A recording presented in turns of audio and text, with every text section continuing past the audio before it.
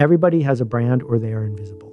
Your brand is the story people tell themselves about you and the expectations they have of what you're going to be like when you walk in the room. When it comes to creativity, marketing, writing, and how to interpret the world, few names are as influential as that of today's guest, Seth Godin. If you are a pizza lover and you think about the great pizza places in the United States, none of them are full-service restaurants with big menus. You have to say, this is what I do. You can say, and, because then you have an excuse for everything being sort of average. Through his work, including books like Tribes, Purple Cow, and This Is Marketing, Seth seeks to turn people's lights on, inspire them into action, and teach them how to level up. And in this conversation, he certainly delivers on that endeavor.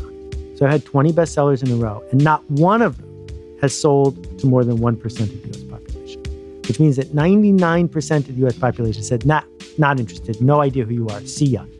That's not failure, that's success. We discuss navigating creative blocks, the distinction between marketing and advertising, and his most recent book, The Carbon Almanac, a one-stop shop on everything we know, have known, and potentially will know about global climate change. And what we've been doing for 110 years is selling carbon-based energy way cheaper than we should. We forgot to count how much it really costs. It was an absolute dream to have Seth in the studio. I've looked up to this man for a very long time, and I think you're going to be really inspired by our exchange. So this is me and the great Seth Godin. So many things to talk about, indeed. It's such an honor and a pleasure to have you here today. I've been looking forward to this for a very long time. And on the subject of too many things to talk about, this is the challenge with you, Mr. Seth Godin, because you are truly such a polymath and wise on so many topics with this breadth of expertise that spans a myriad of disciplines that it's very difficult to choose which thread to pull. And I have deemed this condition, this disease, polymath-induced podcast host paralysis. Uh-oh. Yeah, well, soon to be in the DSM-4. To be clear, I don't have that much expertise, but I'm good at asking questions about the way things work. I think that's a very humble answer because I do think that you are very wise across so many disciplines. And I was reflecting on the drive over here today about the fact that, and I think this is a good way to launch in, that our email, I don't know if you remember this, but our email correspondence about trying to make this happen dates back many years through a mutual friend, Matt Frazier, who introduced us many years ago. And you said, listen, when you're in New York, I'm happy to do the podcast. Come up to my home in Hastings on Hudson, right? And I did not take you up on that offer. This is like a heuristic or a rule. Like if you really want to have me on the podcast, you will get on the train from Manhattan and come up. And I did not do that. And the story that I've told myself about that, because I've reflected back on that many times, is that I was too busy. I had a packed schedule. I just couldn't afford the time. So I was rooted out in your rule. But that's not really the truth. I think the truth is that I was frightened by the prospect of meeting you. I was intimidated. You're somebody Wow. I hold in such high regard, and I did not feel up to the task. I was succumbing to insecurity and perhaps a sense of perfectionism paralysis that prevented me from rising to that challenge. I'm so sorry. That certainly wasn't my intent. It's all in my head. Well, but it's all in all of our heads, and it's my loss because we could have had 2 podcasts instead of 1. This is true. But I also believe that these things happen when they're meant to happen. And I now feel armed and ready in a way that maybe I didn't back then.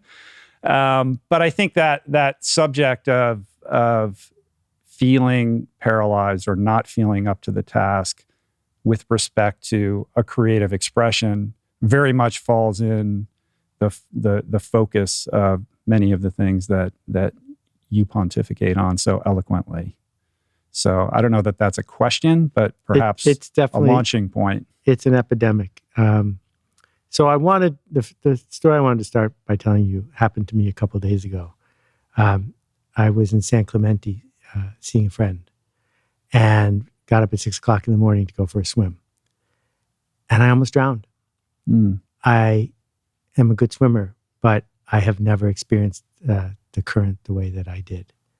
And it was this moment of, it doesn't matter whether I'm swimming with 10 people or no people. There's nobody who's going to help me but me.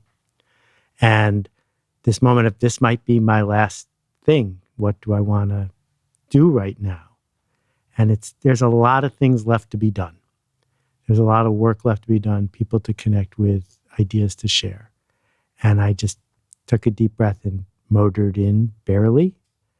And I think it's worth talking about that because there's a huge difference between drowning off the coast of San Clemente and putting up a blog post that isn't perfect, or connecting with a customer or a friend in a way that you wish you could do it differently the next time. And yet we've been pushed to make everything a matter of life or death when there aren't that many things that are actually matters of life or death. So in that moment of clarity, when you felt death being visited upon you, you had this,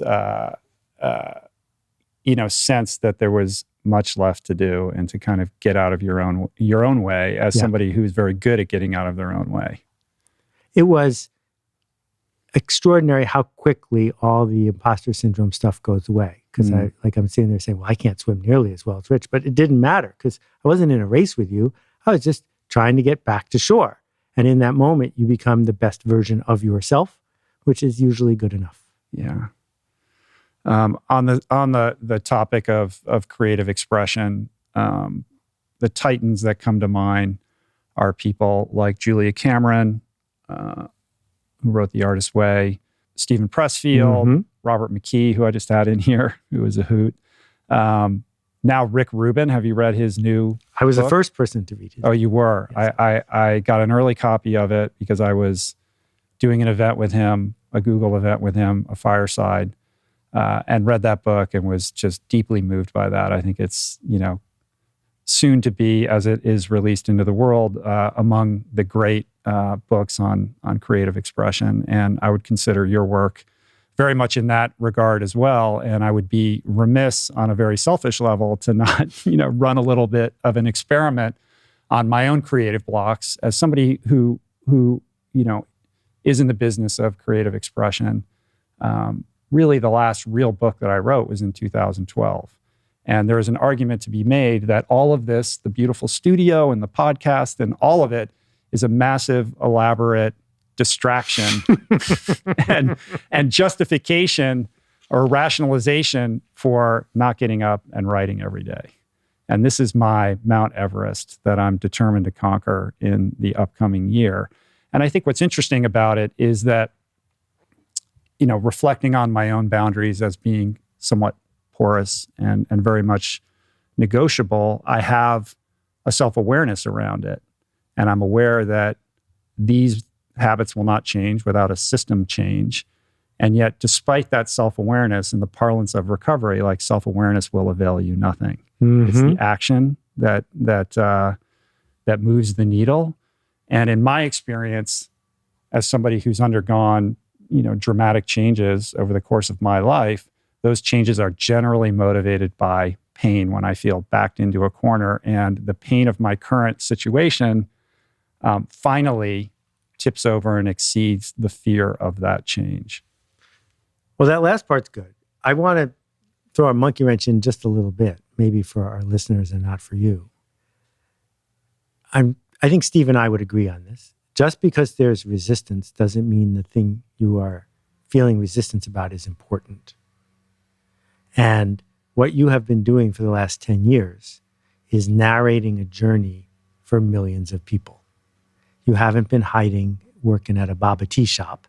You have been showing up with a unique voice for people who need to hear it in a medium that didn't exist 25 years ago. And just because books have been around for 500 years and there's a particular pain that comes from writing one because of the Proustian overhead that goes with it, doesn't mean that you will serve the people you seek to serve better by writing a book. Now, if it turns out that the conditions that you need to write a book will actually escalate your thinking in ways that can lead you to where you want to go, then I'm all in and I would love to help you. But it could be that this is resistance bothering you, pretending to be resistant, saying you're a failure because you haven't written a book, go write a book. But that's actually keeping you from pioneering a new kind of Netflix talk show or whatever it is that's going to let you do your unique work. So I don't know the answer to that. Yeah, no, I mean, it's a valid observation. I think that perhaps I hang my hat on this idea of where being a published author sits in the hierarchy of influence, and there is something about that I think is real.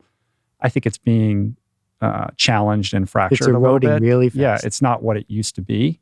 But I do think that fundamentally, I feel like I am a writer, and I haven't served that muse inside of me, and I feel that. So it's a function of like getting honest with myself and trying to dissect what are the externalities, those external kind of social pressures that I feel to live up to a certain standard versus what is the best use of my time and energy. And it is true that this podcast reaches more people than any book that I'm going to write on a weekly basis. So from that perspective, there's no reason to write a book because I'm already communicating with more people, if that is an important like variable in that equation. But books, as you know, with your love of books, stand the test of time. And there is something about that three-dimensional thing that exists in the world that I think is important and timeless and hopefully will remain so. Yeah. So thank you for teeing up first the discussion about the marathon, which is the difference between people who run 20 and 26 miles isn't physical condition. It is simply figuring out where to put the tired. That the people who finish figure out where to put the tired, and the people who don't. Because if you made it to 20, you could make it to 26. And you can't go to a trainer and say, please train me to run a marathon without getting tired. It's not an option. So if you're going to do important work as a writer, you can't say, I want to do important work as a writer, but not feel any of the feelings that come from doing important work. Because that's the deal. That's why writing is worth doing. But that doesn't mean you have to do it the way Ernest Hemingway would do it. And there are lots of ways to create the conditions for you to have a place where the best work is evoked. And so I've coached a lot of friends to writing books, some of which have done very well. And the first rule is you can't become attached to the outcome. That publishing is a weird business that's more of a hobby. And it has all these signals in it that don't make sense. Great books don't sell that well. Lousy books sell a lot of copies. Good people spend their lives promoting books. That's not what you need to do. So we're not going to get attached to whether it's a bestseller. We're going to get focused on, did this book be what I wanted to be? But then the second part of it is getting really clear about who's it for and what's it for. Who exactly are we seeking to change? And if you're not clear about that, you're going to write a mediocre book, no matter what it is. But if you can visualize the emotional state, the fears, the dreams, the desires of the person you're seeking to serve in the book, it becomes much more practical for you to be able to say, this works and this doesn't. And then the last thing comes from Isaac Asimov, who I used to work with when I was a kid and he was old. He invented the idea of robots. He was one of the most successful science fiction authors ever. And Isaac published 400 books in his lifetime. It's unbelievable. Unbelievable. And I'm sitting in his apartment near Lincoln Center in New York. And I said, so Isaac, he had a pretty big ego. He liked when I said things like, you've written some of the most important books of all time. And you've done 400 books. How did you do that? And he walks me over to this little tiny table with a manual typewriter on it. And he says, what I do is I wake up in the morning and I walk over to this typewriter and I type from 6:30 to noon every day. And it doesn't matter if it's good. I just have to type. And that thinking tricked his subconscious into typing good stuff because it feels really stupid to sit there and type bad stuff. And so what I say to people in the 2020s is, you don't need a manual typewriter. You need a recorder. And then you need to find a human being you want to teach something to and go for a walk with them and record you for an hour telling them what they need to know.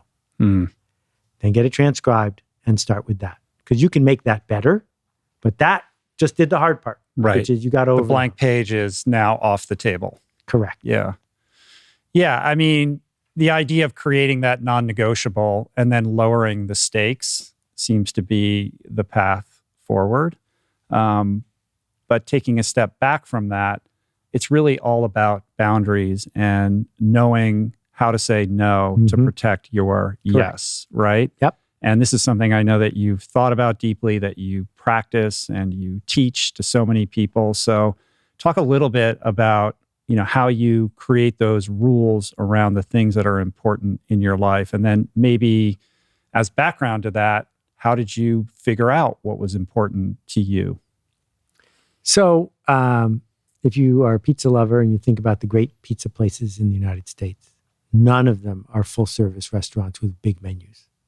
They make a thing and they make it the best they can make it because it must be done with care or it becomes mediocre.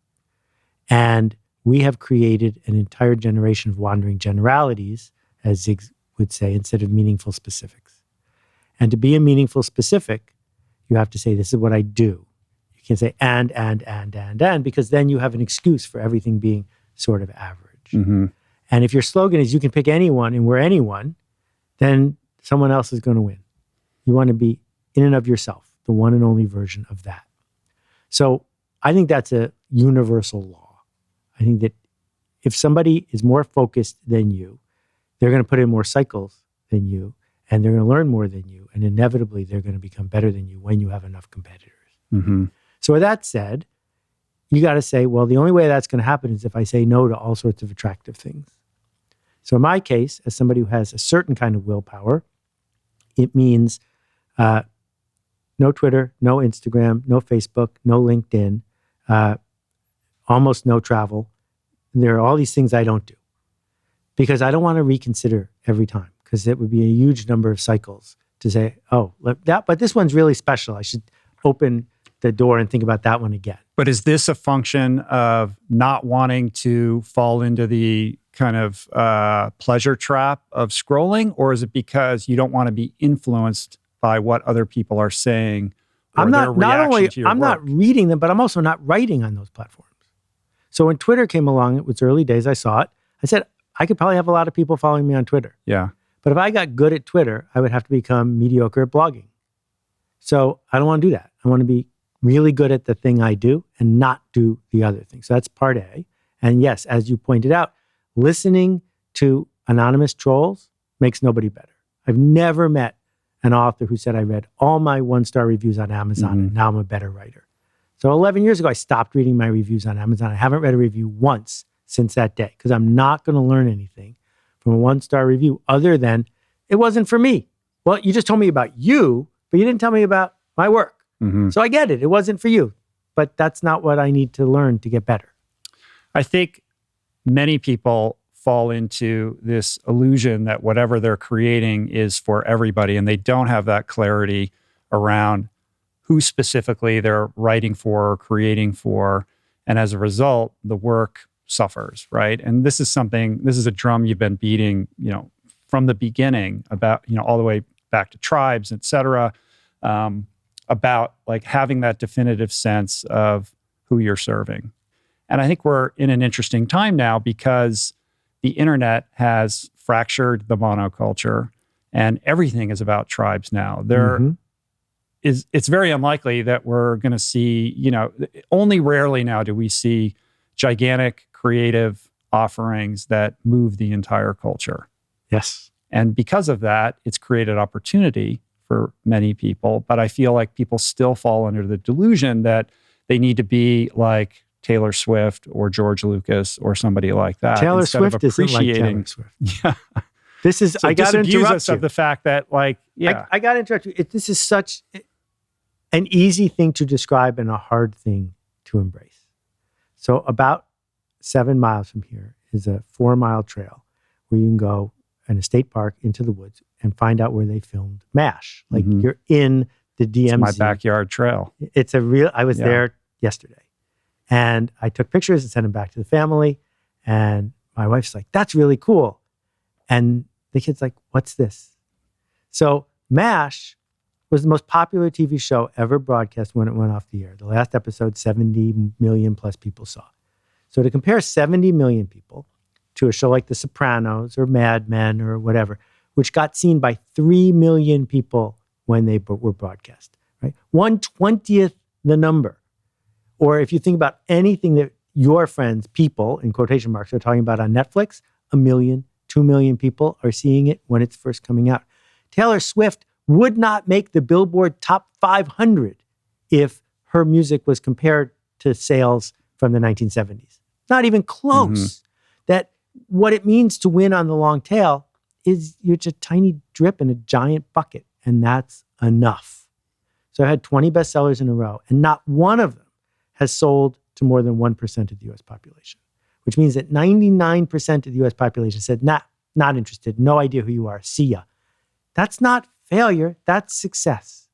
So writing for all these people who are never going to engage with you, making a TV show or a podcast for everyone, no, don't make Serial, because Serial ends up being popular because something had to win that day's lottery, but it's probably not going to be you. No, and it's very specific in what it is. I don't think anybody involved in that program anticipated the success, nor were they making it for the purpose of impacting culture on a mass level. Right. But if you copy them and say, well, this is going to be the next blank, you've lost why you're doing it. The thread, you're saying, someone's going to win the lottery, it's going to be me. And we see struggling people, struggling with income, tricked into buying lottery tickets for that very reason. And it's a dumb investment. And instead, put ourselves on the hook and say, no, I'm making this for, the vegan community of Agora Hills, California. And if they don't like it, I have failed, because it's for them and that's who it's for. So I put myself on the hook when I say that. Whereas if I say, I'm making the best thing I can and hopefully lots of people will like it, well, then when a few people don't like it, you can just say, well, I'm waiting for the next people. I'm waiting for a lucky break. How do I hype this? And so putting yourself on the hook, that's how you get funding for your project. That's how you hire people. That's how you get a job. Be specific, not this average, mediocre generalist. Right. And backing into that, talk a little bit about how you made these decisions for yourself, about how you wanted to invest your time and kind of defining for yourself what was important to you. So I failed a lot when I was getting started, 10 years in a row, pretty much. I got 800 rejection letters in a row from the book publishing community after I sold my first book. Chip Conley was co-author in 1986. Yeah. I want to get into the Chip Conley, Seth Godin, Algonquin table back in the anthropology department. and so Chip and I sold the first one the first day. I was like, oh, I get it. I'll just make books that everyone wants to buy and publishers will publish them. And what I discovered was that the market was smarter than me. And it was saying to me, we get that you have ideas about what book would sell if it was at the cash register at Barnes & Noble. But we can't make a book get to the cash register at Barnes & Noble through will. It's luck. So why don't you make something specific? And that pushed me on this path of realizing that every time I got deep with things, and it wasn't always the same thing from my team. There were 10 of us. But, we did the Stanley Kaplan SAT prep books, not sort of average SAT prep books. We did novels based on Nintendo games, the best Nintendo games, not something we could do easily or conveniently. And that cycle got it started. And then I started one of the very first internet companies. And what was going on in the internet in the 90s was, think about how we spend our time today and imagine that none of those companies existed. So there was this huge race because it was a buffet for a few of us who understood what was happening. And if you put too much on your plate, it all fell off. And the people who figured it out put one thing on their plate and won that thing. So I understood strategically what was going on. But then the personal challenge was, I don't, as an entrepreneur, like getting too close to, I'm going to have to give this up and go get a job as a bank teller. So conservative about the size of the risks I was taking. But also, I have mild ADD. And oh, look, a puppy. I'm mildly distracted by shiny objects. And I realized if I didn't put up blinders, I would be racing from one thing to the other. Uh-huh. So those were the two reasons that got me disciplined. But within that, there's this journey. I mean, you're at Stanford Business School, you're iterating on all these business ideas. You, from there, become a serial entrepreneur, you have an exit, and you get into book publishing, et cetera. But at some point, you decide, I'm going to be a writer. Along the way, you learn all these skills, these, relevant principles around business and culture. And there must have been an impulse to share them. Was that a function of being in the book publishing industry and saying, actually, I could write better books than this?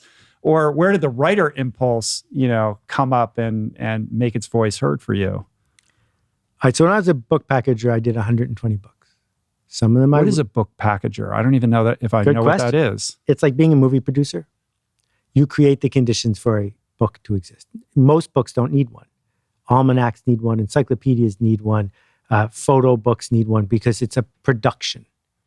And sometimes I wrote them. Sometimes I didn't. Usually I hired other people to write them. But I wasn't a writer with a capital W. I would go to meetings and the editors would treat me with much less respect because they like writers. They didn't like people who did what I did. Mm-hmm.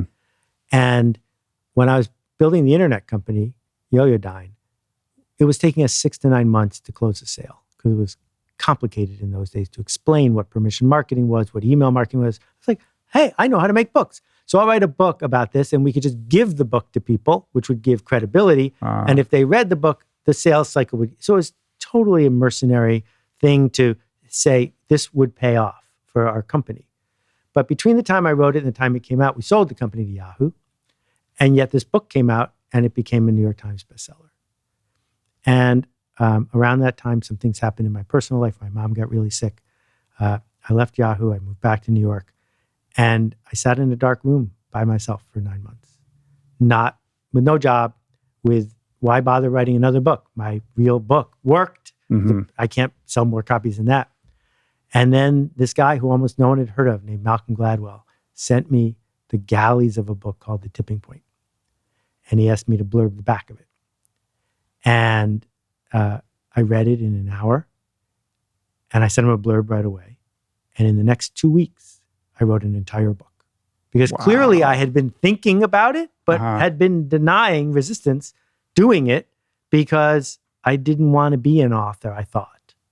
But Malcolm's book opened that spigot for me because I saw that he was committing a generous act in the way he was describing what he was seeing. That's so interesting because I do think of you in similar terms as people who have a keen observational ability when it comes to seeing trends from a macro perspective, culturally, business, et cetera, and have kind of, not necessarily contrarian, but kind of orthogonal perspectives. We were talking before the podcast about your ideas about how to, reframe the Olympics, et cetera. I mean, these are all, these are, there is a shared kind of kindred sensibility there. Yeah, there is. And I'm always flattered if someone compares me to Malcolm, except when it comes to hairstyles, because I used to have hair like... Well, he's the champion. I used to have hair just like his, but it all fell out. Yeah. Anyway, so I was nervous because my book was going to come out before his, and it had been inspired by the idea of the tipping. So I sent it to him. And I said, if you don't think I should publish this, I won't. But if you like it, I appreciate any kind. And he actually volunteered and wrote the foreword for it, which he doesn't do anymore, but that was back in the day. And the book was about how ideas spread. So I put the book online for free. And I just needed to get it off my desk. I had been using books as a tool my whole career. I love books, but wasn't an author in the sense of I'm willing to slave in obscurity to put my stuff down. They were a tool. They were what I did for a living. And this book, I wasn't going to make a penny from. I just wanted to share this idea because it was so timely. And it took off. It got downloaded millions of times, the most popular book of all time at the time. And I was like, oh, well, we should make a hard copy because people hate reading it on the screens in 1990, whatever, 2000. So we quickly made a hardcover and it became a really big bestseller. I was like, now I'm an author because now I've done it twice in a row. And not only that, I'm not sitting in a dark room by myself anymore. This cycle of think hard, write hard, and a year later, your publishing event will happen, and then you can do it again. Mm-hmm. I can do that. And I can do that with the sense of confidence and generosity. Right. That is partly because I understand the industry, partly because I know how to write, even though I didn't used to know how to write. I taught myself. And partly because I think I can see systems in a way that people would appreciate. Yeah. And so that's what made me a writer. So today, when somebody says to you, oh, they don't know you, they've just met you, and they say, what do? Do you answer that you're a writer? Or how do you, what do you write on forms where they say occupation? So full credit to my friend Clay Hebert. He has a great 10-minute talk about the elevator pitch. But my rejoinder is no one ever bought anything on an elevator. And if you're busy doing an elevator pitch, it's probably a way of hiding. Mm-hmm. I think elevator questions are better because what you want is people to follow you out of the elevator and keep talking to you. And so when people ask me what I do, I now say I'm a teacher because I do it in enough media that I don't think of myself as just an author. Mm-hmm. But I've always had a lot of insecurity about picking that genre because imposter syndrome instantly follows. Julie, what would you say to somebody who comes to you and says, you know what? I find your lifestyle or the way that you eat really aspirational, but I'm too busy. I just don't have time. I don't want to be cracking open cookbooks and trying to learn a new skill when I'm already exhausted after a long day. How do you guide this person? Where should they go? The Plant Power Meal Planner is really, really such an amazing value. It is under $2 a week. And for that, it gives you this inspiration, know-how, and thousands of recipes to create the plant-based meals that you crave in your own life. So it's so amazing to be able to log on to the Plant Power Meal Planner and get the recipes, the ingredients, the shopping lists, and then the support from all of the coaches that we have available to answer all of your questions. So join us in eating more healthy, vibrant, plant-based meals. And to kickstart our health intentions this new year, we're offering you $20 off a 1-year membership with the code POWER20 throughout the entire month of January. To learn more and to sign up, go to meals.richroll.com. Again, that's promo code POWER20 for $20 off at meals.richroll.com.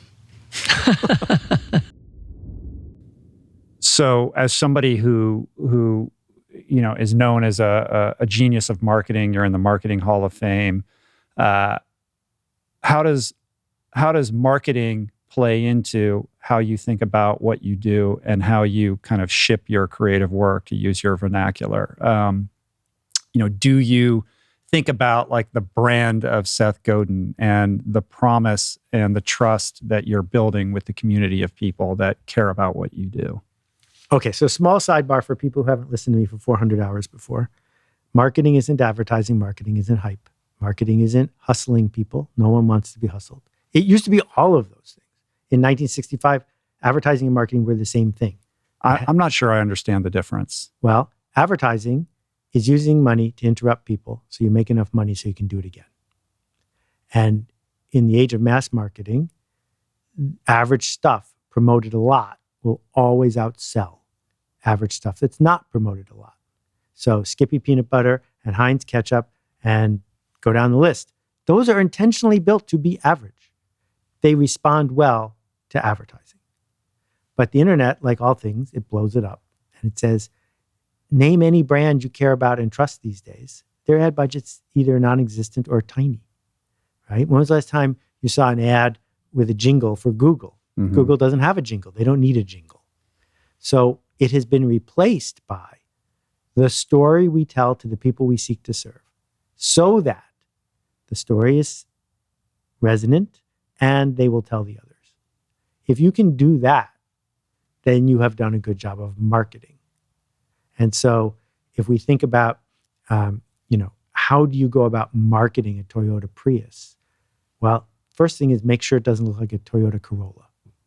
Because if it looked just like a Corolla as they were driving around the neighborhood, no one would notice them. But if you have a car 10 years ago that looks a little bit like a weird spaceship, your neighbors, and so you start to understand status roles and affiliation and dominance and subcultures and tribes, and all of these things are what marketing actually is. The story we tell that creates tension so that people will move forward. That's great marketing. Or a story that's being told that invites and attracts people who like that story and would like part of that story to be their own story. Correct. It starts to create identity, which is about affiliation. Either you're an insider or you're an outsider. Culture is right next to marketing. So I've been a marketer my whole life, and everybody who has been successful at making any sort of change has likely been a marketer if they're dealing with voluntary interaction, right? So if you want soccer to be more popular than basketball in a country, you need to make marketing decisions that have nothing to do with whether you're putting up billboards. Mm-hmm. And a lot of people don't understand this. They think they just need to get some more money together to put up some more billboards, which used to be true, but it's not true anymore. And so if you drive down through Hollywood, you see all these billboards for not very good TV shows that aren't going to resonate with people. That's because someone at Netflix or Hulu is making bad marketing choices about what shows to make and who to put in them, not bad marketing decisions about billboard placement. Mm-hmm. So with all that said, everybody has a brand or they are invisible. Your brand is not your logo, though your logo is very cool. Your brand is the story people tell themselves about you and the expectations they have of what you're going to be like when you walk in the room. That's your brand. And if you start becoming inconsistent, your brand will inevitably become inconsistent and fade away. So General Motors doesn't have much of a brand because we don't know what to expect the next time General Motors tells us they're going to make a car. Whereas McLaren has a brand. No ads, but they have a brand. Because if I said I got a new car from McLaren, you would have a hunch as to what I spend on it and what it would mean about me identity-wise, which is why I have to take great pains to say I don't have a McLaren, right? So I would be very surprised. Exactly, because that's what a brand is. So in my case, there are definitely times when I would like to act authentically in the moment, and I don't, because authenticity is overrated. Your customers don't want you to be authentic. Your podcast listeners don't want you to be authentic. They want you to be the best version of you that you promised them. That there are certain professions like rock star where you get points for having a meltdown on stage and dying of an overdose because that's authentic. But in most other fields, if you go to see a doctor for a checkup, you don't care that the doctor's having a bad day. You just want her to be the best version of that doctor that she is capable of being today because that's what you bought.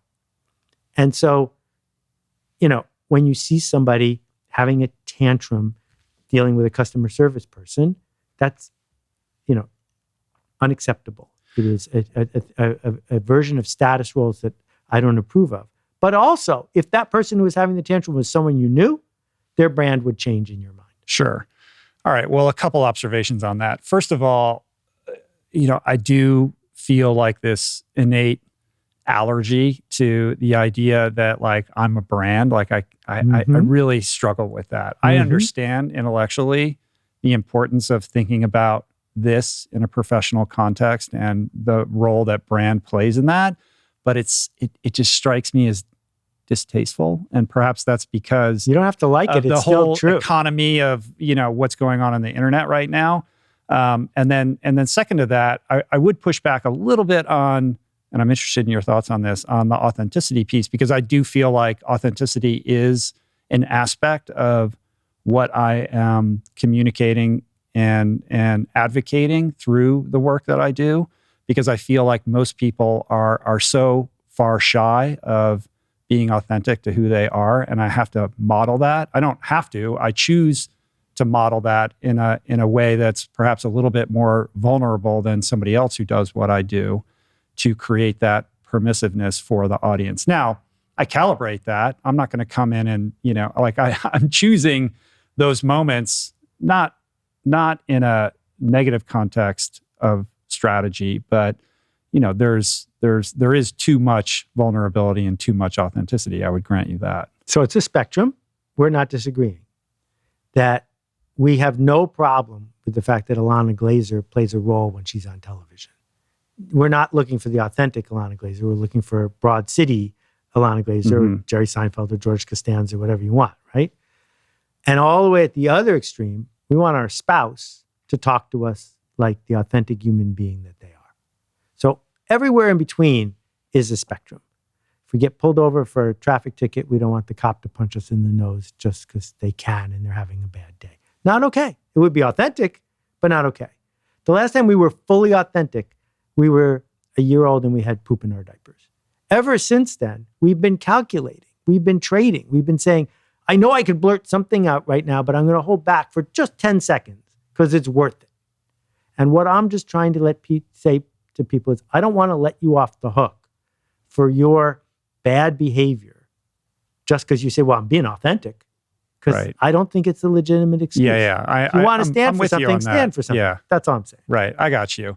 So for the average person who's listening to this or watching this, like, why should they care about brand? Should they think about brand in the context of their own lives? Or how can understanding brand or marketing be, something that, should garner their attention? So how do you get into college, right?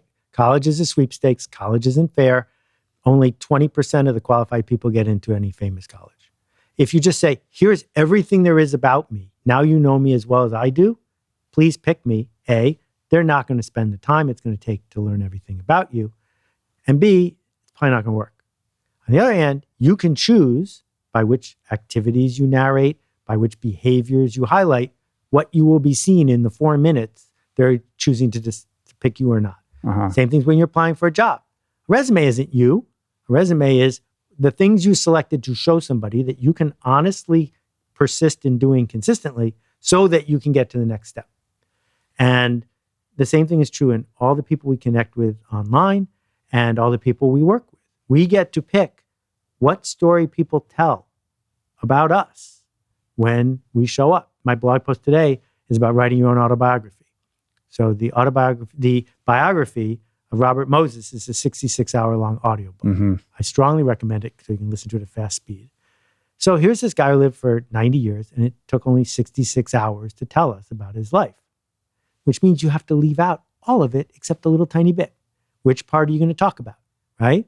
You're going to talk about that evening his daughter had a fever and he went to the drugstore for her? No, because it doesn't add to the narrative.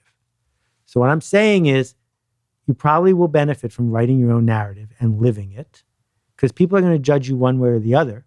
You should be judged the way you want to be judged. There's this story that we want to tell others about who we are and how we show up in the world and present ourselves so that we can, succeed or make our way in the world in the manner of our aspirations.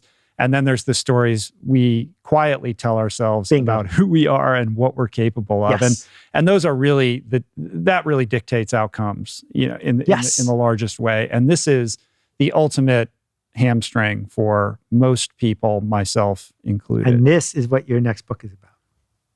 Tell me more. This is what we need you to teach us. What do we say when we talk to ourselves? Who is more qualified to talk about that than you? And I don't know. Maybe you. Well, maybe you. No, because I don't know how to talk to myself in a way that would increase my performance in ways that are outside of my comfort zone the way that you do. And I think that you can start with physical performance because it's easier to measure, but it's all of the same thing, which is you don't need more time. You don't need more information. You need to tell yourself a different story. And rebooting the story we tell ourselves is really challenging. There are lots of hacks for it, but conceptually, just acknowledging it's possible is super important. And Pressfield's work goes into this without naming it, but War of Art and the new book are just all about, by acting differently, you will start to tell yourself a different story. Yeah. So it's the action that changes the story, but the action is the result of a decision that has to be made. Correct. And that decision is a stumbling block because on some level, whatever story it is that we're telling ourselves about who we are and our capacity, even if it's incredibly negative, and most people's stories are, first, it's acknowledging that it's an illusion. But even more primary to that is understanding that even though it's not serving you, it is serving you. There's a reason why you're holding on to it. There's a comfort with it. Correct. It's a way of staying safe and small, so you're not putting yourself on the line. And even if it's obvious to everyone else and to the person themselves, it still is a Herculean task to grapple with that and ultimately transcend it. Correct. And we've been indoctrinated intentionally by cultural forces since the day we were born to have this story be told to ourselves. That industrialists invented it so that we would show up at work. Right. And this opens up the whole conversation around education, which was, constructed from an industrialist perspective to, create compliant workers and to sort of,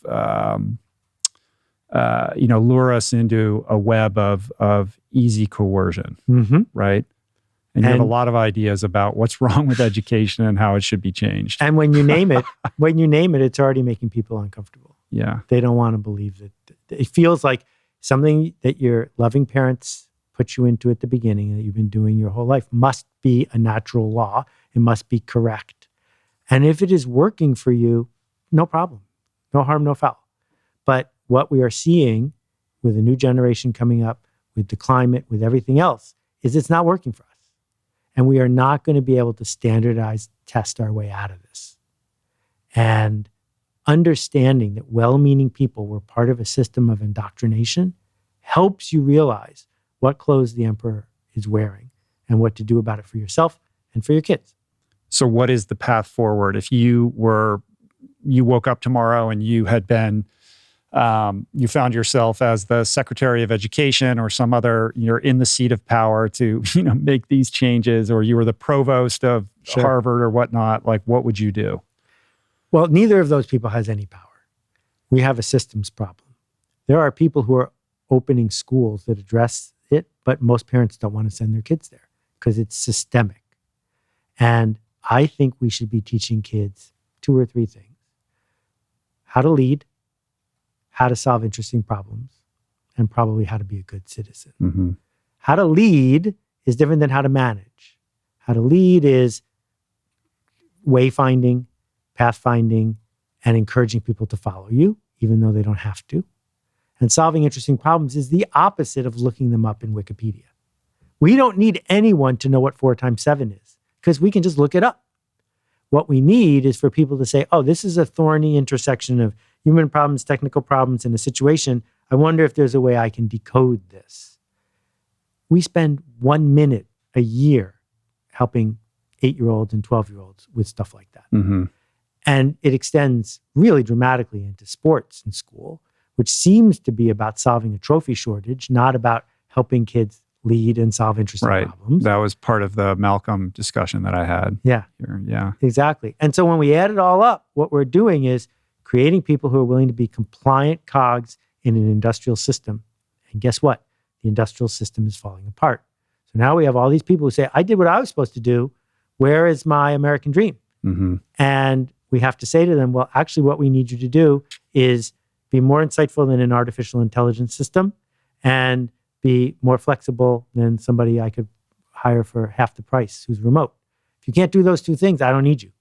But we never taught them how to do either. Right. After 20 years of indoctrination in following the rules and being a good, studious individual, you become inured to following rules. And what we need now are people who look at the rules and deconstruct them. And that's just not part of the curriculum. Right.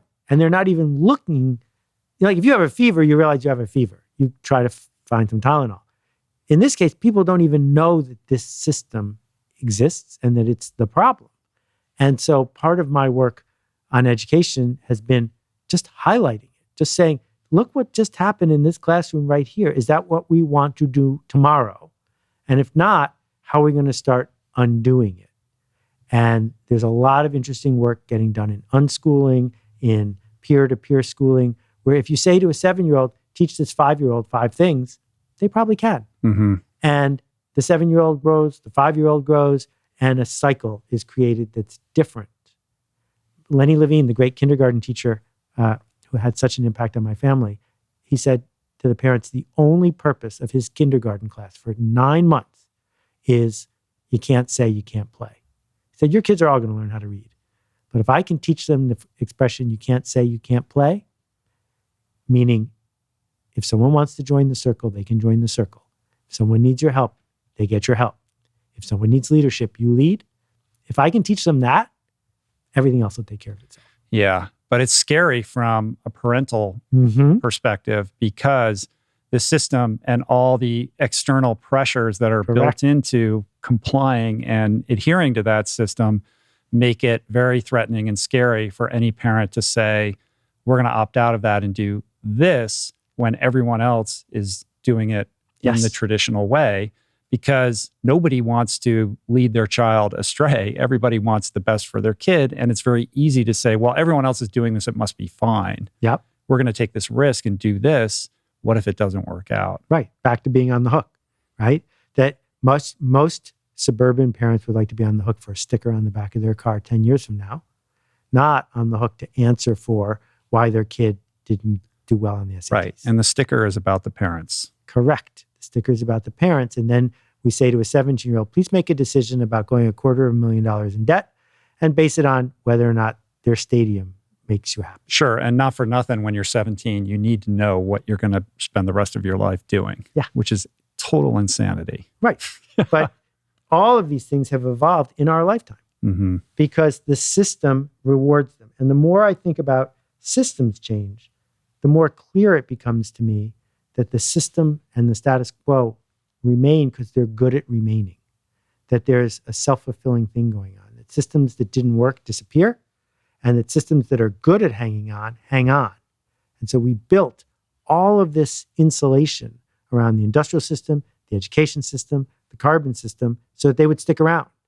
And the only way to get rid of them is not for the emperor or the person at the top to slice them open, because that never happens. It's when the grassroots says, we're not going to deal with this anymore. Right. You need that grassroots, but at the same time, part of the intractability of that problem is that the architecture of system stability, like the engine behind it, are the incentives, right? And you can't change the system without changing the incentives. Correct. And most of the incentives in our society are not only holding broken systems in place, they're incredibly difficult to change. And those can't necessarily change at a grassroots level. It has to be from the top down as well. Well, so let's think of a couple. Like if you look at farm subsidies or any pick your but poison. those might be the last domino. So let's just pick a couple trivial. Campaign finance. One trivial example is no one wears a suit to work anymore. Like no one, meaning 95% of the people. When I was born, every person who worked in an office wore a suit. That didn't take that long. What happened? Well, it started because Levi's and the Gap figured out they could make a profit by flipping one day of the week. And then it shifted because certain kinds of knowledge workers used software in a way that created so much value, they got to announce what they were doing. And a different class of knowledge worker came along who wasn't an investment, right? And on and on. And so bit by bit, it starts to fall apart. Or a pandemic shows up, which is a crisis, and Zoom is ready for it. The technology is present. And all of a sudden, we're dismantling one of the biggest systems in the history of the world, right? Commercial real estate. You don't have to go to work, so you don't want to go to work, so you can work from home. Well, that means that there are giant skyscrapers in New York City that used to be worth $1 billion that are empty right now. And maybe they'll never have people in them again. That there are forces that want people to come back, but people have enough power. So bit by bit, systems start to change. So there's usually a disruption, a crisis, a technological innovation, some sort of cultural shift that causes these things to happen, right? In the case of music, we got rock music because the transistor radio came with headphones. And before that, everyone in the family listened to music together. And it's headphones that permitted teenagers to listen to music their parents hated. And so we had to invent music that parents would hate so that teenagers could act out, and the headphones were the tool that changed the entire music industry. And then go fast forward 30 years, MTV is doing its thing, but then rap music shows up and there's another way forward. And our friend Rick Rubin walks right into that and begins to change just a little tiny corner, which gets bigger and bigger and bigger and bigger. And then radio falls apart. So then the Billboard charts don't matter anymore. And so, yeah, systems change in surprising ways, but usually because a bunch of people can outline how and why it should change. Yeah, there's something placating about that also, though, because it's reliant upon some kind of technological innovation, or it's about some outlier creative who expresses themselves in a certain way that shifts culture, which can create paralysis for that grassroots movement. It could, but I think there's plenty of, if we talk about technology, the thing that's going to change education is, for example, every course at MIT is online for free. Right. But here's the thing. The pandemic presented an unbelievable opportunity for that seismic shift. We saw it in the workplace. We really didn't see it in education. It snapped back to where it was. Yep. Scott Galloway talks about this quite a bit. Here was this massive opportunity where these institutions of higher learning could have broadened their enrollment and created tiers of education experience for people as public servants. But these brands are so powerful. It's back to brand, right? Like Except Harvard, they're not. Stanford, whatever, they have to protect their brand. And that brand is built upon exclusivity and limiting enrollment. I mean, they're sitting on ridiculous endowments. Scott and I agree about a lot of this, but I don't agree that it is ever going to be led by Harvard or Yale. What's already happening is a self-taught computer programmer who uses Stack Overflow for 2 hours a day for 2 years can go get a six-figure job. Sure, and this is happening right now. It's all going to unravel. It's the reemergence of and the respect for trade. Correct. And the other thing that's going to happen, which is already happening, is third-tier colleges are going to go bankrupt. They're going to go bankrupt all of a sudden and widespread because they don't have big endowments and people aren't going to be willing to go in debt for the rest of their life to get a second or third-rate degree that isn't worth anything. So once that happens, then you have this cratering underneath. And all of a sudden, people are going to start, like I just got a note today, applications at the top 5 business schools, of all the famous ones, are down between 15 and 25% this year. In 1 year. That's crazy. But not surprising. Because a whole bunch of people are saying, I don't want to become an industrial middle manager. Right. I don't need to go to Wharton. I'm going to go do a thing with the $100,000 I saved. And the status of that degree can drop really fast as soon as the people who are gauging the status don't care about it anymore. I wonder if there is a downside to that, in that what we need is, people who are excited about things like STEM. And instead we have a generation of young people who would rather try to be a Kardashian or a TikTok influencer. There's so many and feeling like they could, make a ton of money overnight, the easy way, without thank you the for toil highlighting and the creativity and the hard work that is part and parcel of becoming good at anything. Oh, the downsides of this shift are huge. I'm not a Pollyanna about it. They're huge. And anti-intellectualism is a problem, as well as anti-smart is a problem. And Harvard is going to have to respond or react, and they have enough money to do it. They're just never going to go first. And, the idea that you're going to make it as an influencer is fundamentally absurd. You're not. Just do the math. And having a skill that creates value is a no-brainer. The thing is, can you get the skill without the piece of paper? And the online workshops that I built, I don't run them anymore. That's what we set out to do. Certainly you can do that. We can prove it. Now more than ever. Yeah. And so as soon as the value of the paper goes down, but the skill goes up, someone's going to step into that gap and say, here's how we're going to accredit skills as opposed to accredit scarcity. So this is all happening, not fast enough, but you just need to see it first. As somebody who has such keen observational skills and has your finger on the pulse of the macro and can kind of see the forest for the trees, and you're your understanding around like how ideas spread.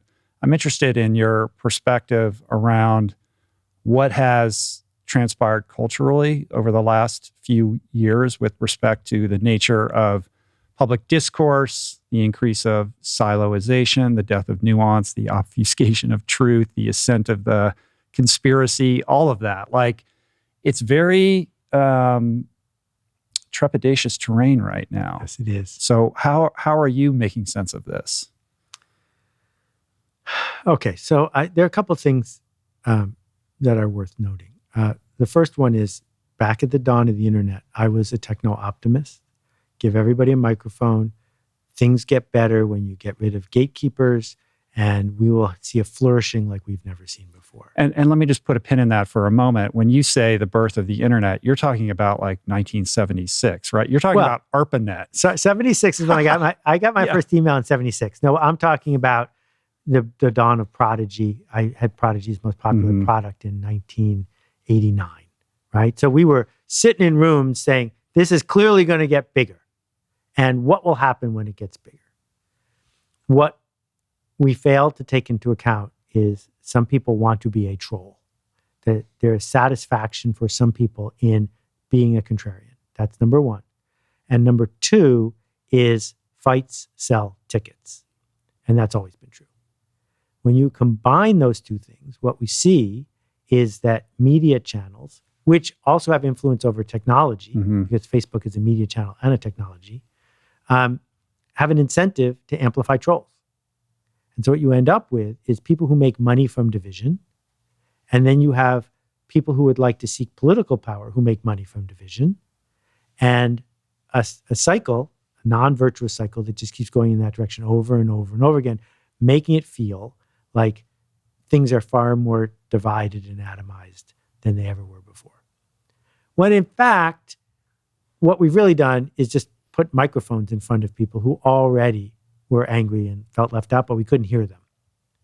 And what happens is, if you turn down the volume of these people who would seek to make us feel uncomfortable so that we will go back just to make sure everything's okay, you realize that an enormous amount of progress has been made in an enormous amount of areas, that the percentage of the truly poor on earth, percentage-wise, the smallest it's ever been, there's still way too many people, that the ability that we have to know things, to connect to things, to learn things, never before have we seen this.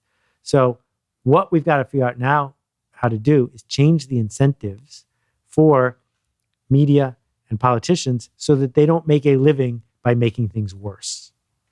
And we've been through this before. In the early 1960s, when I was born, the single best way to gain power in the Soviet Union or the United States was to threaten to blow up the planet. And we were 10 minutes away from the entire planet being blown up in 1 hour. We figured out how to calm that down because we know how much is at stake. Until like last week, but go ahead. So many things, right? And so I think we got to figure out what to do about breaking news, because no one needs breaking news. We got to figure out what to do about people who are day trading their emotions, trying to figure out if everything's going to be okay. And the last part of my rant is, the baby boomers have always made it about the baby boomers. In the 70s, when they were getting drafted, it was all about the draft. In the 80s, when it was about, dad rock and music, it was all about that. Well, the baby boomers are all dying now. And, I'm one of the youngest ones, and I'm in my 60s. So all of a sudden, it's all about the end times. It's all about, this is all over. And guess what? 90% of the world is in a baby boomer. And so interesting, this idea of boomers making it all about themselves. We've controlled the media since 1972. Right. Not so much anymore. It's shifting. Yeah. There is this situation in which we have the denigration of trust in institutions, right? With media, politicians, corporations, et cetera. And also, we don't agree upon a shared set of facts about what's real and what isn't, which is an even larger kind of more macro problem. And the siloization is separating ourselves and gamifying the discourse such that it's about being right, or it's about signaling to your in-group that you are a member in good standing, as opposed to grappling with the nuance of reality and trying to make sense of it. And this I see as, the great existential crisis of our time is the climate. And I promise we're going to get to this. But, this is another great threat to our ability to problem solve. How can we solve the climate problem if we can't agree on reality? Okay. So again, part of this is amplified by people who make a living amplifying it. But we've never agreed about reality. 10 years ago, 80% of the people in the United States said they believed in angels, that angels were real. And what's always been true is that human beings have emotions and feelings and stories. And science, which is only a couple hundred years old, has come along and shown us replicatable, falsifiable theories that we can say, this is reality. Your emotions are your emotions, and there's a gap between them. And that gap widens and narrows over time. But people, including me, believe lots of things that aren't true. What you're highlighting, I think, is that you can sell a lot of papers and raise a lot of money by pointing out that the other team refuses to acknowledge reality and that our reality is right. What really is being said is we have feelings.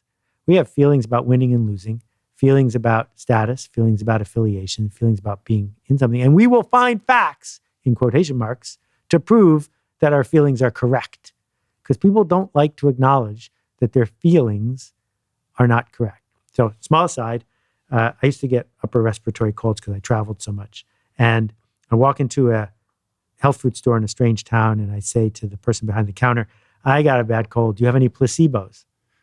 And she says, I don't know if they've come in yet. And she calls to the back to the manager, do we have any placebos? And they did not want to admit that they sold placebos. That if you want to have a fight with an acupuncturist or a chiropractor, just point out that they have a very effective, low side effect placebo. Thank you for making that. They will insist that what they do is real and factually based. So our stories are our stories. We just have to make sure they don't hurt other people. Our stories are our stories, and we have to make sure they don't hurt other people. I'm not convinced that people care about whether their stories hurt other people or not. Not enough. Yeah. They don't care enough. That's our work. Not to prove that they are wrong, but to create a civil society where you can have your feelings, but we have to have a civil society that works for all of us. And there's certain things that you just don't do, can't do, because if we do them, regardless of our story or our feelings, the civil society itself doesn't work. That's what scares me. Right. And I would argue that it's already not working on some level. Of course because not. of that. It has never worked perfectly. But yes, in recent times, it's very troubling about things that will happen in our civil society that are based on the amplification of stories and division by people who make a profit doing it. Right. We need to see that. We need to name it. And I don't think it matters which side of any given story you're on. You should be able to say that sentence in a clear way and acknowledge that it's concrete. That's sort of a segue into the climate issues that I want to talk to you about.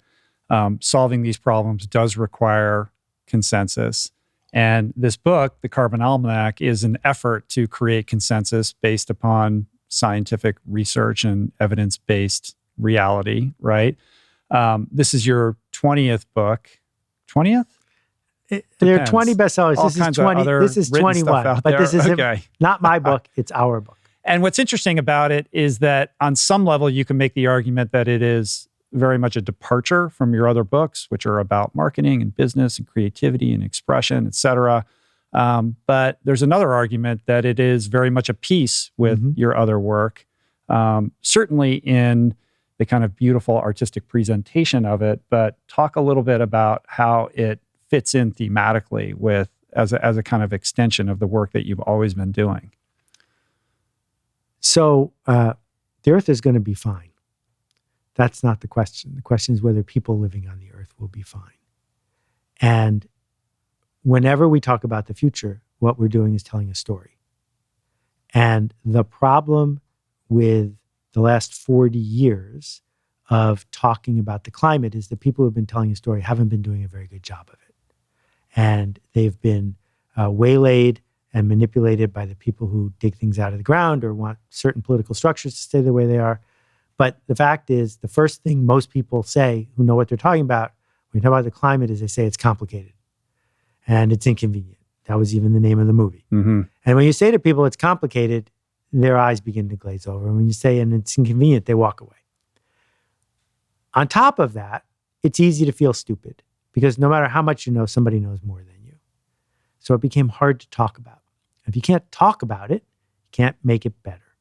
So the purpose of this project is, I wrote my first blog post about the climate 16 years ago, didn't solve the problem. And I haven't written too many other posts in the 15 years in between because I didn't feel smart. I felt stupid. I felt like whatever I was going to write, people were going to say, you don't know enough. And I said, well, if that's true for me, probably true for other people too. And I used to make almanacs when I was a book packager. I knew how to make an almanac. I could have made the whole thing myself if I had spent 5 years on it, but I wanted to model systems change. How do we do something together? And so 300 people, 40 countries, every single page is footnoted with live links on our website. We correct errors in real time. We haven't corrected any that matter. And we're all volunteers, including me. And it became a bestseller in the US and the Netherlands and Italy and just came out in China. But here's the thing that people should take away. Let's say it's 1642 and you're a James Bond villain and you want to kill all the whales. The way you would do it is by putting space lasers on satellites and shooting the whales from space. The problem is there are no satellites and there are no space lasers. So you know what you could do instead? You could teach 5 people that whale oil is a really good way to light your house. And if you did that, the idea would spread. And then there would be whale oil refineries and people who made the lanterns and people who built the boats and people who hunted the whales and people who made a living building a system in which the input was whales. And the only reason there are whales left is not because people said, please, please, please stop hunting whales. The only reason there are whales left is because someone invented kerosene. And then the system changed. And we have a systems problem. And this is what I learned in working on this project. I learned a lot about human nature, about the amazing people I did this with around the world. But the systems problem is simple.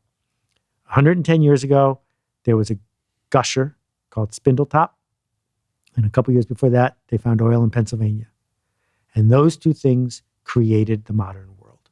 Cheap energy from the ground for anybody who wants to dig it up. And what we've been doing for 110 years is selling carbon-based energy way cheaper than we should. Mm-hmm. We forgot to count how much it really costs. And so everything in the system around us is based on cheap energy that's underpriced.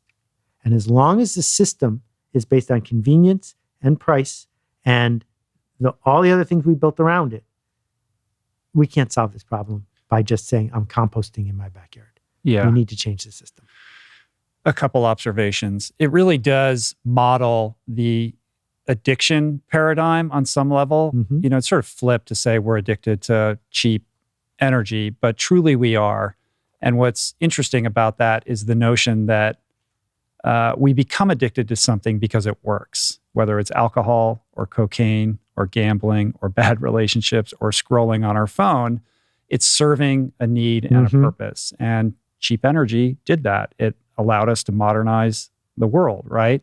But it works until it doesn't, and it's not working anymore, right? And it becomes a function to kind of extend the addiction metaphor, like the elevator is going down. Is it going to hit the bottom, or are we going to step off before it hits the bottom? And this is the story that every person who struggles with addiction has to answer for themselves. And now we're having to answer that as a global society. And it's hard as somebody who loves somebody who is struggling with addiction to see them destroying themselves, to know that there is a solution, to offer your hand to help, and to see them refuse to take your hand.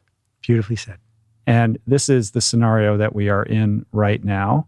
And the solution, as you so eloquently put, cannot rest on necessarily or only the shoulders of the individuals to martyr themselves or to make sacrifices that seemingly are just a drop in the ocean, but to create the system change wherein the right choice is the convenient choice, the cost affordable choice, the accessible choice for everybody. Correct. Well said. So how do we bridge that gap and get there? So the purpose of the Almanac is to begin to have the conversation to answer that question, because we weren't having it. And so I have personal theories, but I'm not speaking for the Almanac team. The reason is because what we did in the Almanac, 97,000 words, built by 300 people, fact-checked completely, is say, you can look up every single thing in this book, every single thing. There is no argument about any fact or you have case. these 3-digit codes Correct. For every topic heading. Right. So you go to thecarbonalmanac.org and then the 3 numbers, and it will show you everything we use to write it. If you find a mistake, we will fix it. No problem. But what do I think? I think there are just a few very simple, dramatic shifts that will change the system and put the market to work. That the reason markets have transformed the world is markets are good at finding and solving problems. They see a need. If there's a team that doesn't have a baseball bat and they need a baseball bat, someone will figure out how to sell them a baseball bat. And now the baseball bat problem goes away because the market did it, not some central government authority or some wizard. Someone says, I need something, someone sells it to them. That only works if the inputs and outputs are measured properly. So the first thing, hardest to implement in the short run, but it's already happening in countries around the world, is you give every single person a check for $3,000, $4,000, and you get the money for that check by pricing carbon fairly. So if you buy exactly the same amount of carbon as you used to buy, you'll probably break even. If, on the other hand, you want to take a private jet from here to London, it doesn't cost $80,000, it costs $400,000. If you really want to go, you can still go, but now we've charged you the correct price. And if you do that, all of your fellow citizens are going to get a better check, a bigger check, because you decided to do that, right? So as soon as you do that, it's called a carbon dividend and border adjustment. All these different decisions get made. You know those yoga mats you bought? The yoga mats aren't going to come wrapped in a plastic bag anymore because plastic bags are cheap in the old days. Now plastic bags are expensive as they should be, and they come wrapped in paper. But if you want to buy the plastic bag, you can. But why would you? Because it's not convenient. And so it starts to ripple through the economy really fast. The government doesn't touch any of the money. And what you end up with is corporations, which run so much of our economy, making smart decisions, and consumers, which run the rest of our economy, making smart decisions. That's the first part. And the second part, which surprises a lot of people, is way more than 20% of our problem, maybe 35% of our problem, is cows. There are 1 billion cows on this planet. And it is very hard for me, other than the cost of change, to understand why anybody would say we should have any cows on this planet. Most people on Earth don't eat things that come from cows. And if everyone did eat the way we eat in the United States, just the physics of it, we would need a whole other planet just to hold the cows. So clearly, that's not going to happen because we don't have another planet. So with that said, the path forward is pretty clear. The systems that built this, now that I just described, would get rid of 70 to 80% of the problem. If someone can figure out how to make fusion power work, that would help an enormous amount. And what's not helping is greenwashing. What's not helping is people doing performative stuff that makes them feel like they're making a difference, like recycling their plastic water bottles, which doesn't work, which was invented by the plastics industry, and they know it doesn't work. When you start doing those things, you're giving yourself solace for one day, but you're spitting on your grandchildren's. Yeah, those are lullabies, Correct. right? Designed by vested corporate interests to, make us feel like this is all moving in the right direction, when in fact it's a barrier to the solution that we need. The cows thing, people are very dismissive of that. They like to make fun of it, and there's a lot of sort of intellectual gymnastics going on right now to suggest that, that's really not part of the problem. In fact, we need the cows for the soil that has been so denigrated. And, there's a lot of, I think, moral and intellectual confusion around that. Yes. And I really don't want to have an argument with anybody who cares about keeping beef around. I get it. That's your story. Those are your feelings. You can have them. You just asked when you look at the math where it's coming from. Mm-hmm. There's a great book that people who want to approach this problem with an open mind should read called The Wizard and the Prophet. And what he describes in its history book, it's about two men who only met once in their life who changed the world. The wizard won the Nobel Prize for feeding people in Mexico, India, and other places by hybridizing seed and killing the soil by creating the fertilizer industry. Because if you put enough fertilizer down and till, you can grow a lot more crops in the short run. He fed 1 billion people doing that. It's hard to be against feeding 1 billion people. The prophet invented the modern environmental movement and said, we have exceeded the Earth's carrying capacity, we need less people, and we need less of a footprint. So their whole lives were woven back and forth. They just kept missing each other. Mm-hmm. And the wizard was right and the prophet was right. They're both right and they're both wrong. That the way forward is to understand how we're going to use technology to create the conditions for carbon to get back in the topsoil.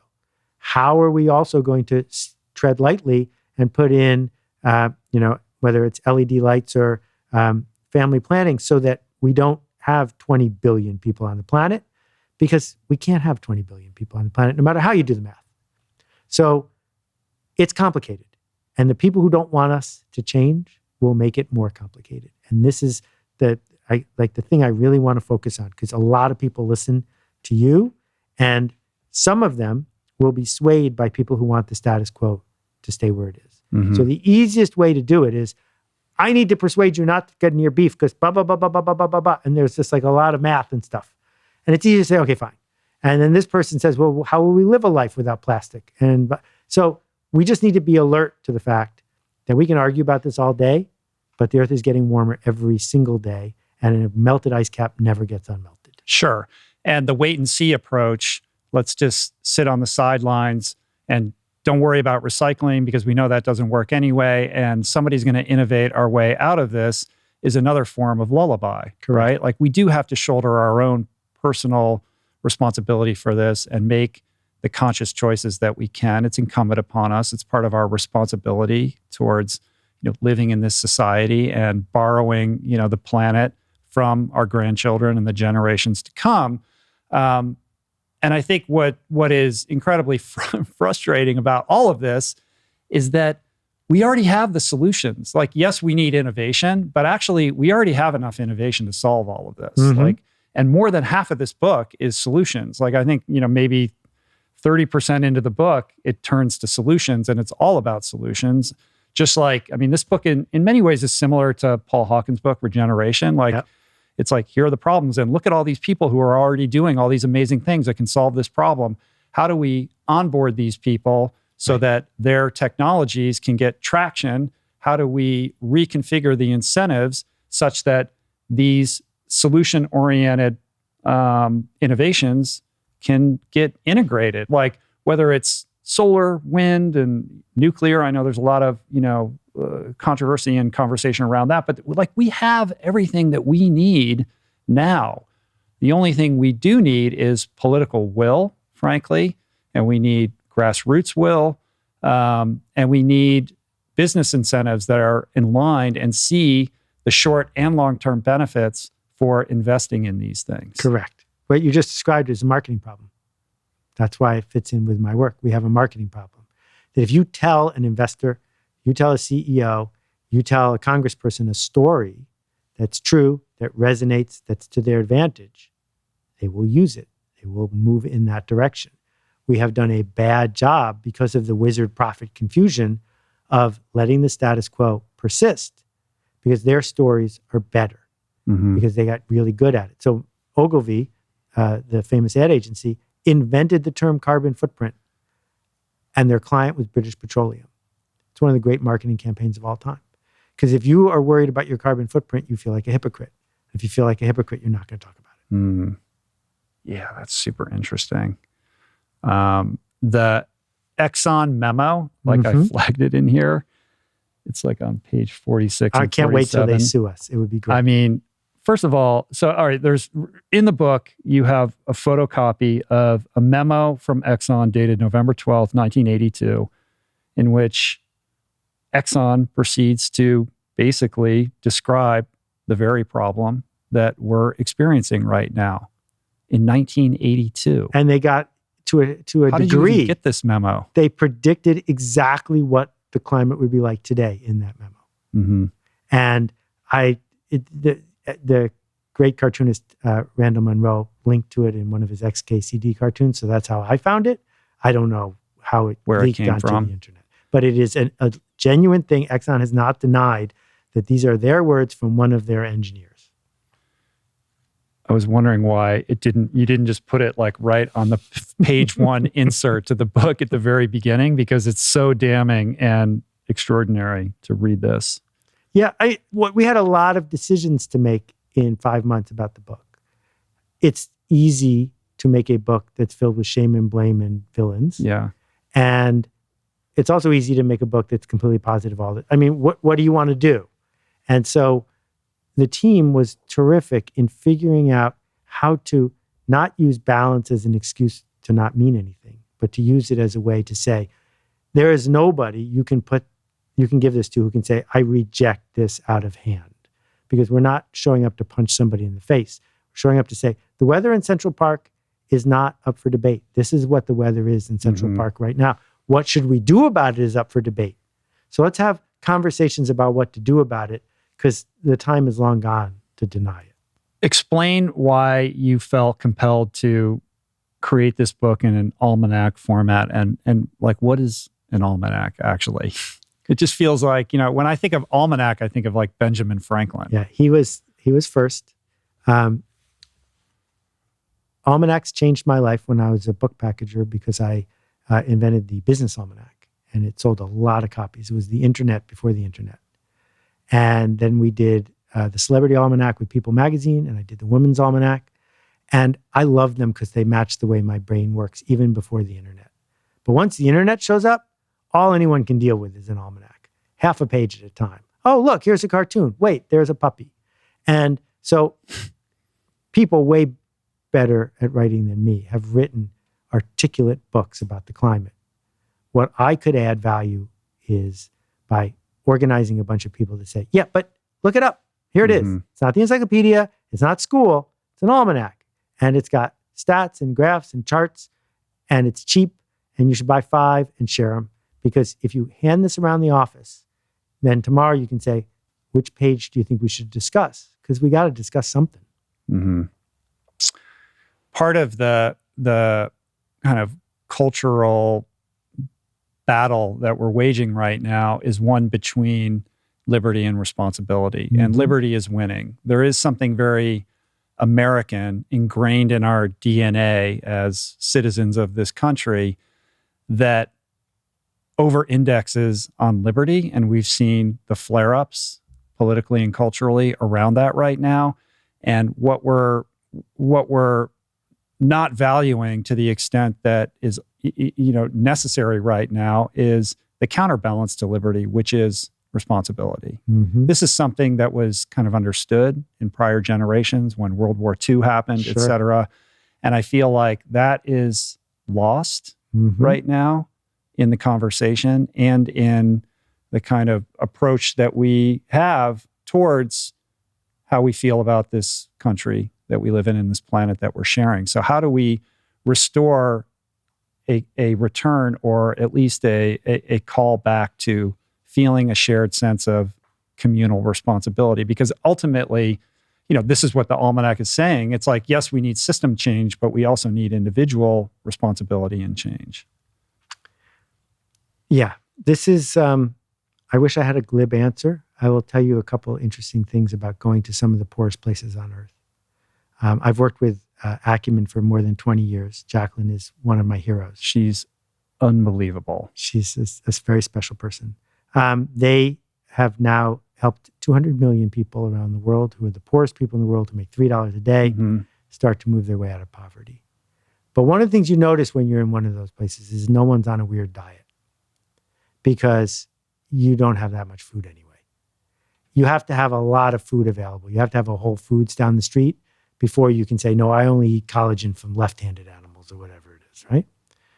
And the other thing that goes on is there's an enormous amount of freedom from government intervention in places like this.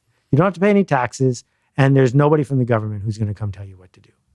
And yet, most people wouldn't want to live there given the choice, because the creature comforts, the civilization that we have come to expect is important, and it's so easy to take for granted.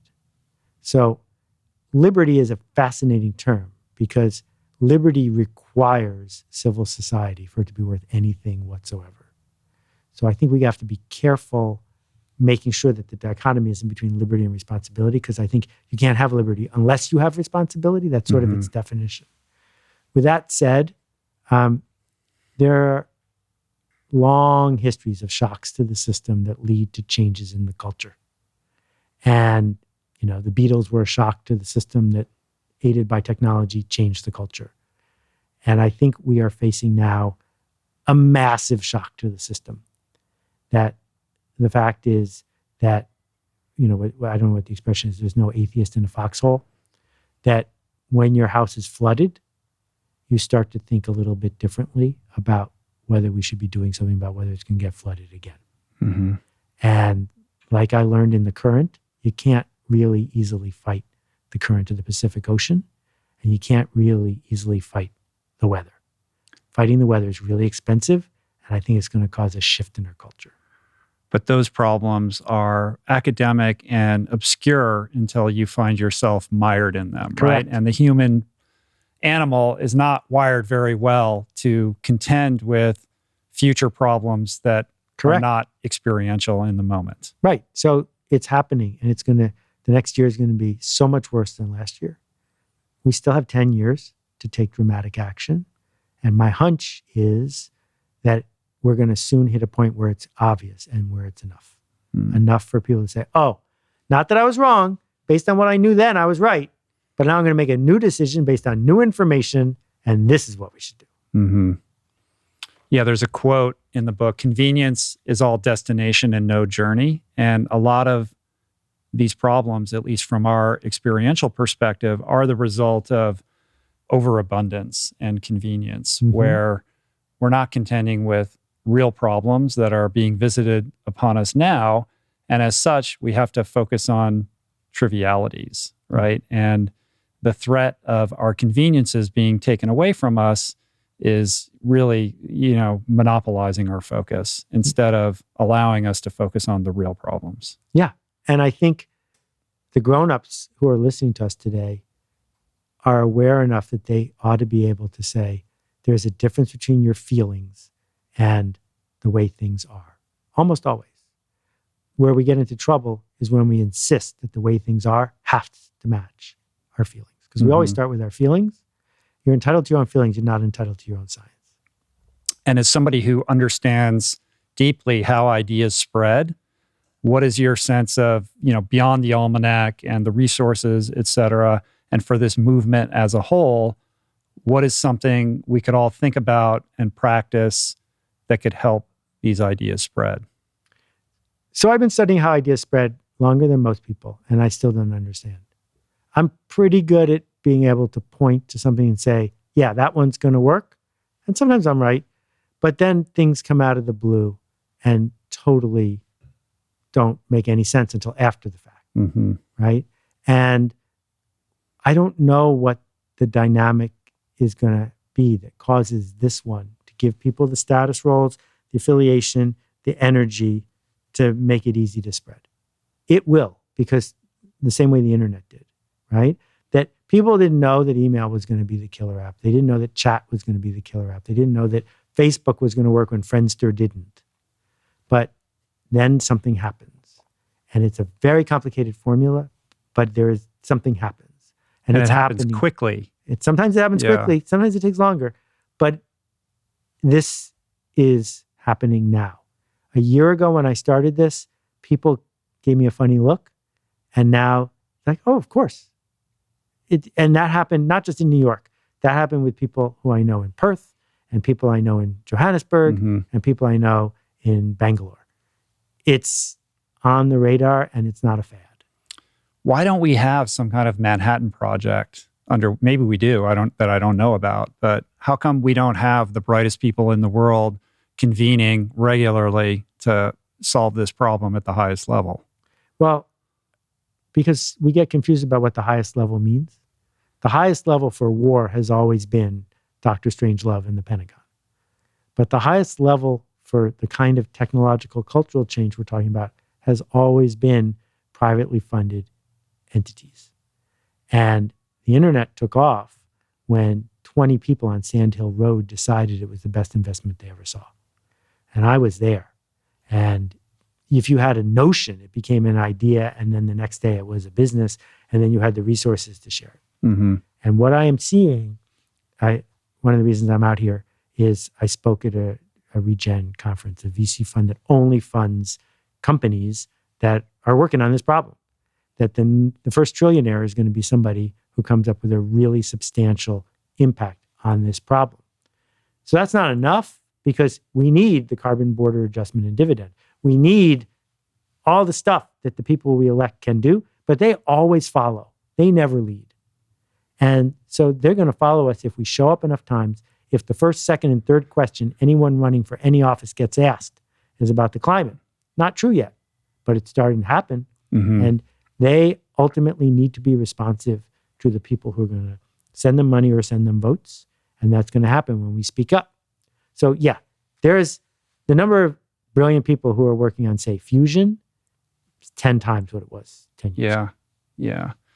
And the money should get funneled into the innovators who are making that correct, conscious choice be not just the easy choice and the affordable choice, but also the sexy choice, right? Like, I love how on the website for this, the first thing in terms of like a call to action for anybody who's visiting is switch your browser to this Ecosia. And for every 45 searches, they plant a tree. And they've planted, I don't know, however, like a lot of trees. Millions right? and millions Which and is millions. like, I'd never had heard of that. What a great idea. It's so cool. There's no friction to making that switch. It's very easy. And you can be part of the solution. And it's cool. And you feel better about doing your searches Exactly. online. Your status goes up. There are no ads. It's more convenient. And if everybody switched, it would be the equivalent of taking, I don't remember the number, a lot of cars off the road. Uh-huh. It's a very significant thing. It's not the answer to the problem. But what's really interesting is the resistance some people have to switching.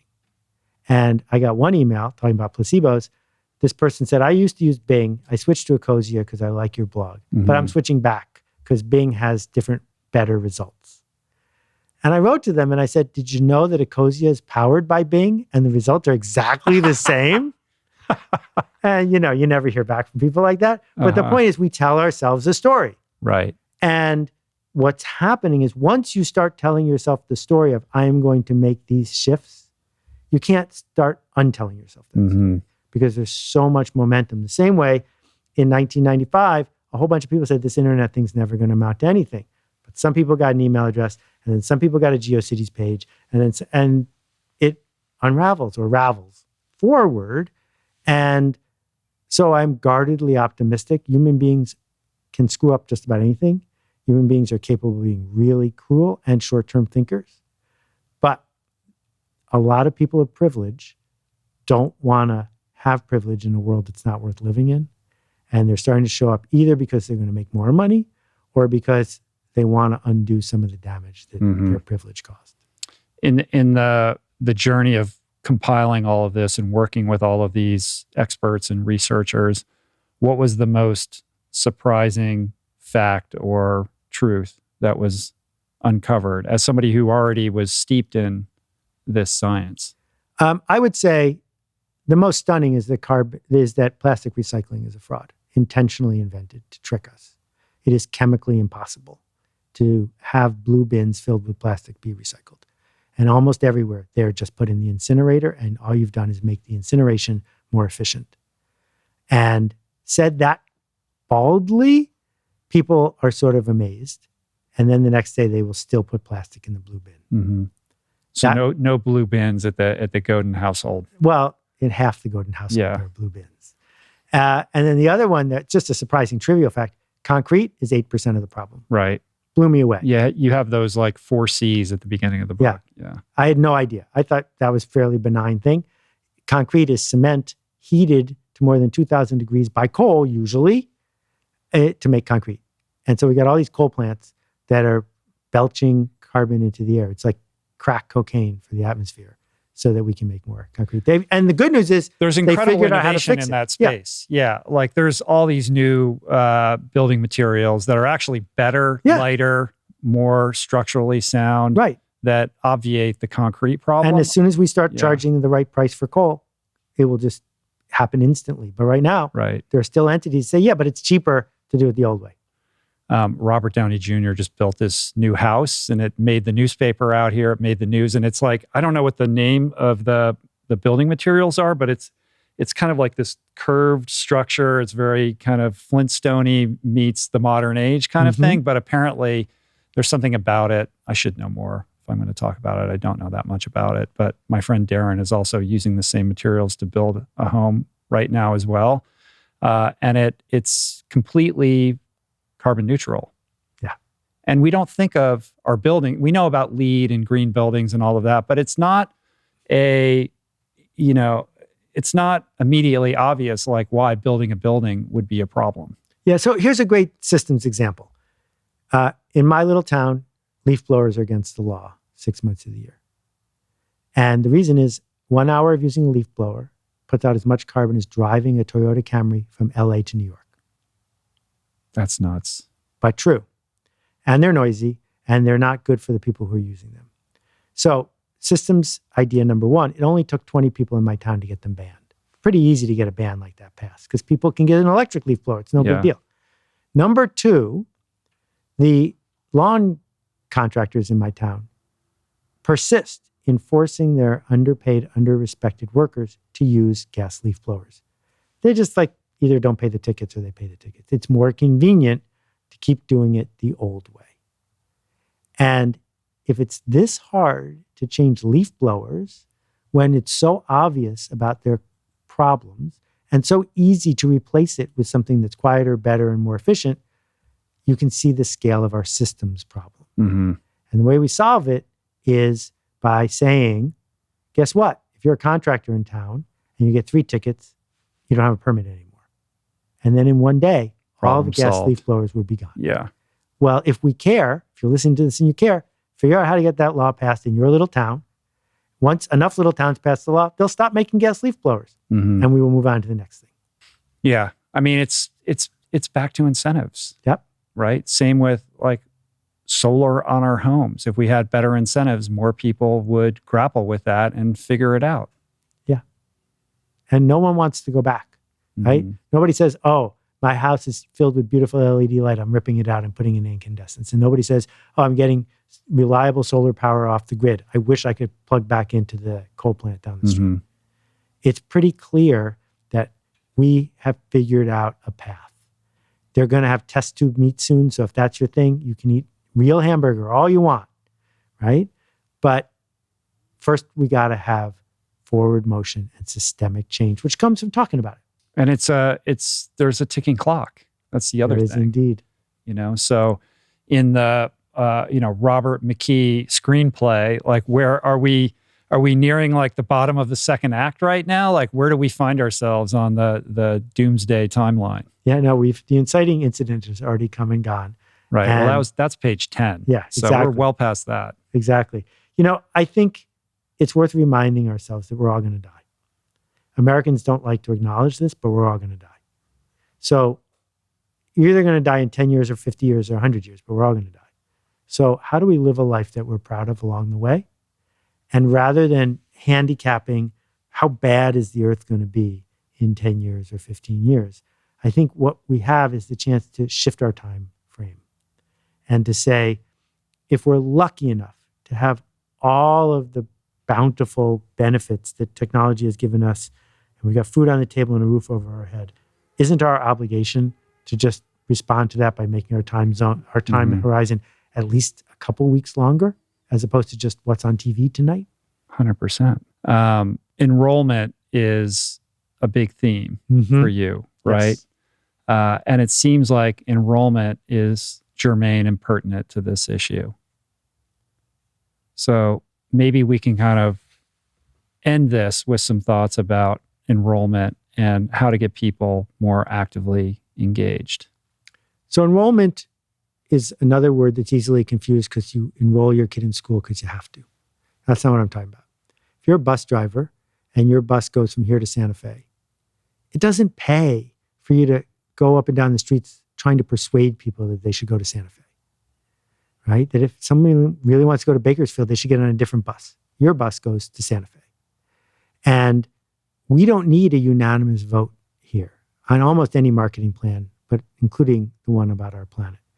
All we need to do is be able to find the people who want to go to Santa Fe, who are enrolled in the journey, organize them, connect them, and amplify them. There's already enough. That you can change the Constitution of the United States without a vote if you build a nonprofit that sticks with their idea for 40 years. 40 years of sticking with it, then you get your justices and you win. Mm-hmm. It's not, what's the crisis of today? It's not about being a slacktivist. It's, this is the bus we're on. And so it's not going to take 40 years. What we need to do is shun the non-believers and say to people, oh, okay, not for you. But it is for these people you respect, these people you want to be friends with, these people who are leading, they're all getting on this bus and the bus is going this way. Here we go. Mm-hmm. And if someone wants to get off the bus, they can get off the bus because we can't force them. But what marketing is in this day and age is not that you have 1/3 of the channels, viewers tuned to your channel. What it is that you incrementally build how many people are on the bus and you connect them to each other and then you amplify their work. And you empower the leaders. Correct. And the leaders need to carry themselves with a certain level of responsibility mixed with charisma and something about them that is aspirational, that makes people want to get on board. That's right. And the good news is you don't need one leader because it's not an election. All shapes and forms. Exactly. You don't like Greta? We got Seth right over here. Well, I do not belong in the same sentence as her. Well, I commend you for this really important work. It's really a beautiful act of service. Thank you. You are a genius teacher. I aspire to your level of clarity in thought and your precision with language. It is the high watermark for me. And I have so much respect for everything that you're about, the extent to which you make yourself available as a teacher, as a mentor, as somebody who is a creator, who thinks deeply about what the right thing to do is and tries to make the world a little bit of a better place. That is your promise to the people that care about what you do. And I think you're fulfilling in that promise. And I'm staring at this outline that's like 20 pages long, and we got to about 10% of that. So I hope that we can continue this conversation. Yeah. I can't wait to do it again. Maybe we'll have to do it by Zoom if that's okay. What a pleasure. No, I think I just have to go up to HOH. Okay. We'll go out in the canoe. That. In the meantime, I would also encourage people to check out the series of podcasts that you have done with both Tim Ferriss and Brian Koppelman. Those are all wonderful, and we'll provide you with a background until we reconvene. And there's 100 and you've done 200 episodes of Akimbo with no guests. Right, it's that's just me prattling on. And it's really, we didn't even talk about your podcast. That was in the outline, but I've been enjoying that. It's very different from most podcasts out there. They're sort of little, mini blog rants and thoughts and truths mixed in, and it's very entertaining. Thank you. Yeah, I really enjoyed it. This was such a pleasure. Thank you for having me. Appreciate it. Thanks, Seth. Cheers. Peace. Plants.